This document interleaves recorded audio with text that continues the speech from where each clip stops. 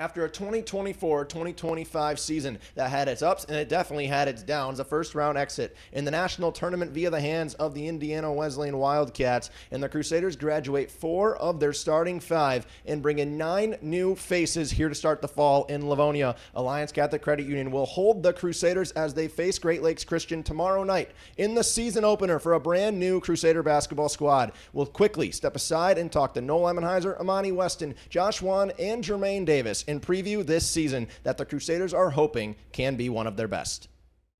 Start things off with the man at the helm, Coach Noel Emenheiser. Coach, it's year 17 for you here at Madonna. What have you learned throughout the years previously to help you lead this team in 2025? Yeah, first of all, excited to be back, and it's good to see you again. I'm happy to be doing this, and just appreciate all that you and our staff is doing to support and highlight this group of guys. And it's an awesome question. I think every year as a coach, we have to try to really double down and learn how to do the things that we do well better. So how to teach a little bit better, how to defend a little bit. So all the little things that are so important, we've got to perfect our communication. We've got to perfect our teaching of those things and our affirmation of things that want to get done. And then we've got to go and search for the things that kept us from being successful or as successful as we could be in the past. So that's been the journey that we've been on as a coaching staff, is trying to really get better at our strengths, but then work to improve all the things that have been limiting factors for us. And just looking back to last year, our early stumbles, I really take a lot of responsibility for that. And how do we prevent those, what feel like big expectations from the outside? How do we prevent those from creeping inside and limiting our ability to play with freedom, confidence? Because a couple early losses to really great teams in overtime unfortunately took some of the confidence that we had last year, and it took us a little while to build that back. And then you talked about it right there. I know you don't like the word expectations, but pick second in the preseason poll in the Wolverine Hoosier Athletic Conference. What do you expect out of your guys this year? Not necessarily a result standpoint, just from an effort standpoint and at a day-to-day basis. Yeah, this group has a lot of potential. We're certainly not anywhere near as good as we can be as a group yet. But yeah, I mean, we're working to embrace those expectations.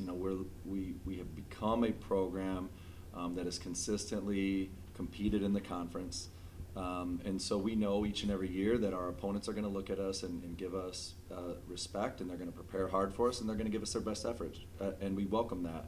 And so we're embracing that expectation from looking at, we're not always going to be considered an underdog, and that's okay, but we have to really prepare to take people's best efforts.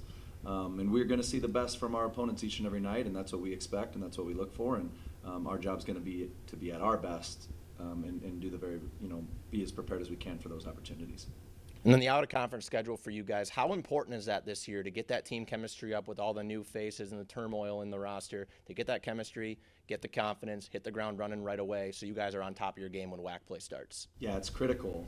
We want to play the very best competition that we can, and we're going to see different and unique styles from this opening game with Great Lakes Christian to Trinity Christian to Spring Arbor, IU Kokomo. So they're all going to present some really unique challenges, and there's going to be some really quality NAI championship, NAI tournament quality teams that we'll see early. So it's going to force us to adapt and grow, and we schedule non-conference games that we're not afraid to take a setback in, knowing that's going to help prepare us for the conference season and what we hope to be a postseason run. So we challenge ourselves with that schedule. And it's a really good thing to help us get ready for what's always a tough and grinding WAC regular season schedule. And then this is one of your smaller teams that you've had on the roster standpoint. But ironically, the smaller teams you've had throughout your tenure have been some of the most accomplished. What does this team need to do, and what do they want to engrave as their style of play? Yeah, this team knows that it's not as big in the front court. And so we know that we're going to have to be very disciplined, and we're going to have to be very tough. We're going to have to win the battle of position over just athleticism and size. So, we're going to have to, one, take advantage of the skill that we might be able to exploit on the offensive end, and then two, we're going to have to be relentless on the glass in both directions. So, ultimately, the team that has the best chance to win gets more high-quality shots, and so if we can earn that with our first attempt, earn second chances through the offensive glass, but then defensively be disruptive. While we don't have incredible size, we are pretty long. So our guards have length, and they can be disruptive on the perimeter, and we're going to have to do a good job of getting the ball out of the paint, keeping it out of there from driving, from post touch, and especially from offensive rebound from our opponents. So we know what it's going to take, but we don't yet have that completely solidified at this point of the year. And it's going to take some time for us to really own and master those skills that we'll have to have as an undersized team. And then you guys have 9 new faces on the roster via the freshman and the transfer portal, obviously, this season. What have you seen throughout fall in the scrimmages and practices that have seen that chemistry kind of try to take that next step? Yeah, well, the great thing about those 9 is they all come from very successful programs, whether they're coming direct from high school or they've been at junior colleges before us. Every one of those players has been on teams that have had a very high winning percentage and a lot of success. So they've been a part of great programs that have been coached really well. And so they're open to what it takes to be a part of a great team here. So they've been willing, they've been working to understand, they've been working to buy in, they've been great teammates to each other. So those things alone put us on the right path. But then we, understanding the number of new people that we have had to be really intentional to try to build a language that everybody understands, to try to build connections so that we're accelerating that ability to earn trust in each other. But it is going to take time. You know, the groups that we had in the past had 3 or 4 years and a lot of experiences under their belt that we could draw on when we get into an opponent that does something we weren't expecting them to do. This year, that's going to be a little different because we can't point to the previous years and those previous experiences. So we're going to have to navigate that together. But it's been a really fun group to be around. Great disposition and character. Guys that show up every day excited and smiling and giving their best effort. So while we have no idea what this season's going to hold, I'm excited to go on the journey with these guys.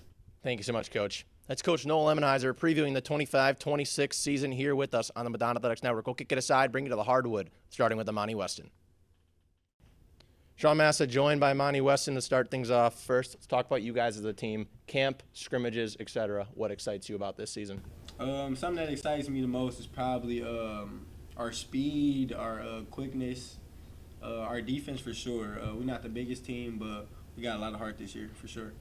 You're the only starter returning from last season of the historic starting 5 you guys had. What does this offseason look like for you to prepare for that enhanced role? It was just like encouraging players, the up-and-coming players, the players that didn't play a lot last year, just encouraging them, letting them know that this is a real thing. We're all here to play together, and it's not just about me, it's about us.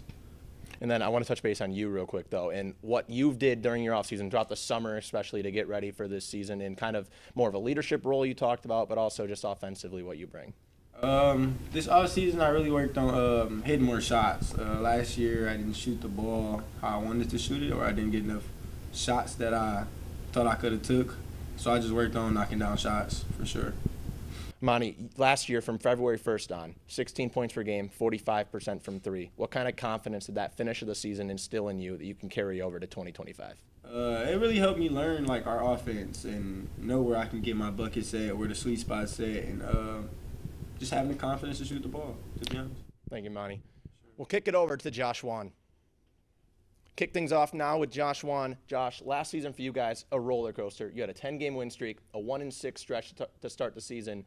Was there kind of a point for you guys that kind of turned the confidence level and gave you guys that extra boost? Yeah, we came into the season last year and we didn't start it off how we wanted to at all. A couple tough, close losses that kind of sent our hopes down a little bit, and then we got to a rough point starting conference play, and it was really all of us just coming together, figuring out the mistakes were, and kind of reinventing ourselves. And I think it was around like Christmas break when we were all like, some stuff's got to change, and we all kind of bought back in, and we put in a lot of work that we weren't putting in before, and that led to us going on that long stretch and us going on to having that successful second half of the year that we were able to have. Yeah, and I just mentioned that big stat to you. 8-1 in games you guys hit, in games you hit a 3-pointer yourself last season. A lot of new faces, a lot of new opportunity this year. What did the offseason look like for you to prepare as a junior? Yeah, last year I definitely played into a role where I was kind of just off the bench shooter rebounder type, and this year I kind of worked into a little more of ball skills, driving skills, but really just work on my athleticism and really solidifying that shot, trying to stay in that role and do whatever the team needs me to do this year. Your 2 years here have seen a lot of team success. Freshman on the Sweet 16 team, you were a big piece last year in your sophomore year to the team that made the national tournament as well. What does this year's team need to do to get to that level? I think it just takes, we have 16 guys on the team, it takes 1 through 16 just buying in every day.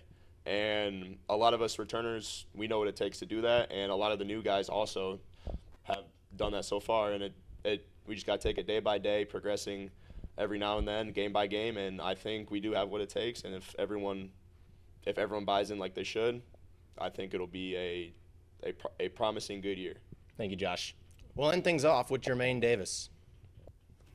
Jermaine, first, 9 new faces are on this team this year on the roster. How have you taken on a leadership role as an upperclassman, as a returner, to help team chemistry build up so you guys can hit the ground running? I think the biggest thing is just using my voice, being a sideways coach, coaching up the new guys. Obviously, new faces, new system. There's going to be some mistakes, but the biggest thing is just overcoming those mistakes and being able to lead in the right direction and bring everybody up and carry them in the right direction. And Jermaine, last year, of course, you guys had that 10-game winning streak to try to recover after the sluggish start. How do you guys as a group this year avoid that start and just absolutely hit the ground running? I think the biggest thing for us this year is going to be taking one game at a time, not taking any of our opponents for granted, and just coming out and playing hard each and every night. What are your internal goals this year as a group as a whole going into the season that starts tomorrow night here at ACCU Arena? Well, tomorrow kicks off. Our biggest goal is obviously to win a national championship, bring a national championship to Madonna, to Livonia, to the community, and that starts tomorrow. Well, like I said, we're going to take one game at a time. Tomorrow we're going to go out and lace them up and play as hard as we can and start that journey. Thank you so much, Jermaine. The Crusaders begin tomorrow night here on the Madonna Athletics Network at Alliance Catholic Credit Union Arena, 7 p.m. tip-off between the Crusaders and Great Lakes Christian.